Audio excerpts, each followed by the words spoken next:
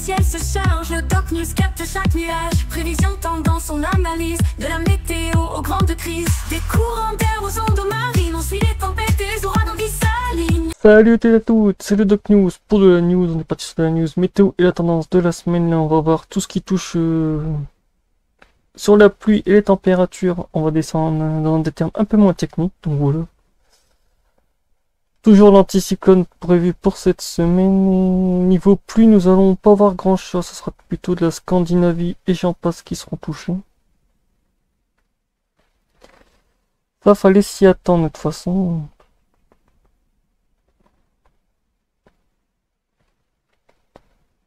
Ouais, de toute façon, on est beaucoup sur l'anomalie d'anticyclone. De toute façon, les perturbations seront beaucoup dans...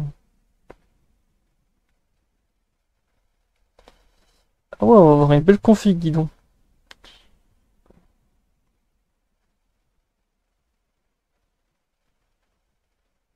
Mais non, ça c'est trop technique.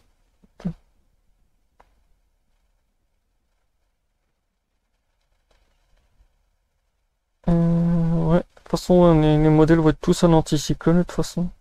Pas beaucoup de pluie. Et que va donner la pluie pour cette semaine? Ben, nous allons avoir quelques perturbations sur la Scandinavie, la Norvège, le sud de la Grèce et tout. Je crois qu'on va encore la Grèce retaper des inondations. Ça restera à surveiller. Après, la Scandinavie va se retaper la Norvège de la neige. Nous, on se rattrapera un anticyclone.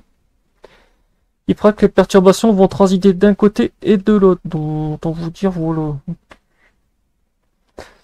Sur la France, nous allons juste avoir les résidus de pluie qu'on a eu avec la tempête Amine, ça sera tout. Mais après la semaine, c'est... Comme on le voit, il n'y a pas beaucoup de flotte. Du côté de l'Italie, ouais, il y en a beaucoup, la Roumanie et tout, mais sinon...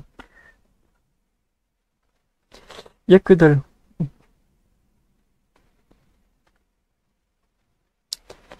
Température à 2 mètres, on va alterner entre forte chaleur, un peu, ouais, des températures un peu dignes d'un été, après retour d'un hiver, on va alterner entre chaud et froid. Ah, il y aura des premières gelées à la fin.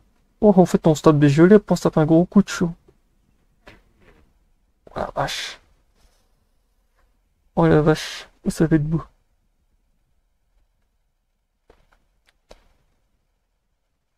Ouais, de toute façon, on voit la remontée de la masse d'air chaud avec la perturbation. Ouais. Après, retour d'une température un peu de CO.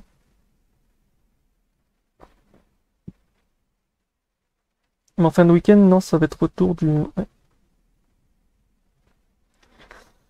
Ah, c'est vrai que ces deux systèmes dépressionnaires et ces gouttes froides, en fait, ça génère un bon blocus de chaleur, mais le Portugal et l'Espagne vont encore reprendre tarif.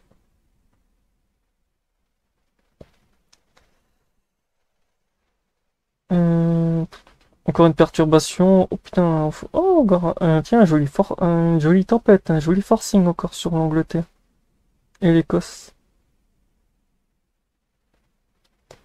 Là, c'est le résidu du cyclone Umberto qui ne touchera pas, mais c'est lui qui va pousser l'anticyclone.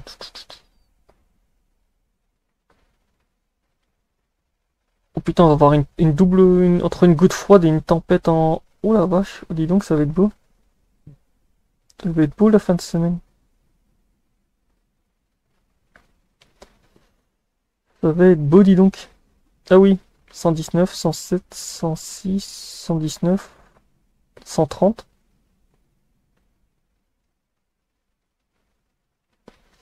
Cent 120.